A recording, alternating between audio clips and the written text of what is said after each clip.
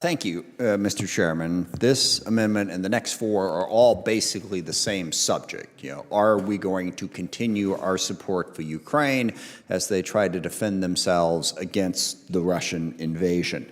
There are different pieces to each one, but this will be the overall debate of whether or not this committee wants to strongly express our support for Ukraine in this conflict.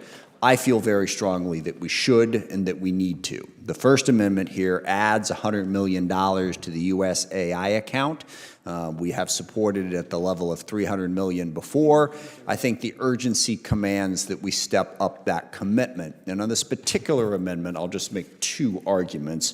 One is, given the ambivalence that we have seen from the Trump administration since the start, it is undermining support for Ukraine and emboldening Vladimir Putin to think that if he just holds out long enough, we will abandon Ukraine and contribute to the collapse of the 53-nation coalition that has come together to help Ukraine defend itself. I think it's really important for Congress to make it clear that we don't want to see that happen.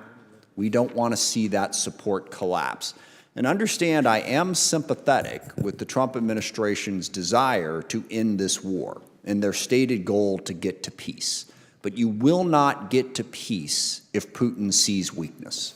If he sees that we're walking away from Ukraine, his actions could not possibly be clearer in the last several months. He increases the attack. He increases all the bombings across Ukraine and presses forward trying to get to his maximalist goals.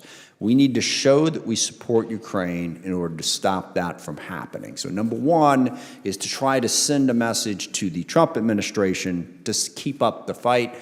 Number two is to send a message to Ukraine and Putin on the same topic. I think those are two solid reasons to increase this. I have a couple of other arguments, but I'll save those for later amendments. I urge adoption of this amendment, and I yield back.